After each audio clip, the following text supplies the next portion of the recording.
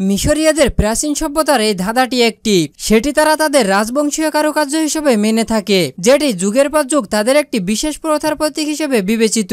যে এই ধাঁধাটি সমাধান করতে পারবে তাকে সবাই প্রধান হিসেবে মানবে। বৌদ্ধ মন্দির আকৃতিতে লোহার বেড়ি বিভিন্নভাবে বাঁকিয়ে পরস্পরে আটকে এটি তৈরি করা হয়েছে। মাঝে থাকা শিকলটিতে একটি গোলাকার অংশ ঢুকিয়ে উভয় প্রান্তে বেড়ি দ্বারা আটকানো। এটি সত্য হলো সবকিছুই অক্ষত রেখে মাত্র 1 মিনিটে সমাধান করতে হবে। আপনার কাছে এটি অবশ্যই খুবই জটিল মনে হতে পারে। প্রথমে এটি উপরে নিচে ডানে বামে করে বিভিন্নভাবে চেষ্টা করেও সমাধান করা যাবে না। কিছুক্ষণ ভালোভাবে ভেবে নিচের বেড়ি ভেদ করেও তার মাথায় সেটির থেকে সাইজে বড় অংশ আটকানো থাকায় বাহির হবে না। নিচে থেকেও ডান ও বাম সাইড থেকে বাহির করা সম্ভব নয়। অসম্ভব বলে বেশিরভাগ মানুষ হাল ছেড়েছে। কিন্তু গোলাকার অংশটি একদম নিচে থেকে ডান সাইড দ্বারা এভাবে বেড়ি ভেদ করিয়ে বিপরীত সাইডে নিয়ে আসুন। এবার নিচের বেড়ি থেকে শিকল ছাড়িয়ে গোলাকার অংশটি এভাবে আবারও ডান সাইডে নিয়ে আসুন। এবার সেটি উপরে উঠিয়ে বেড়ির ভেতর দ্বারা ঢুকিয়ে সহজে বাহির করা যাবে।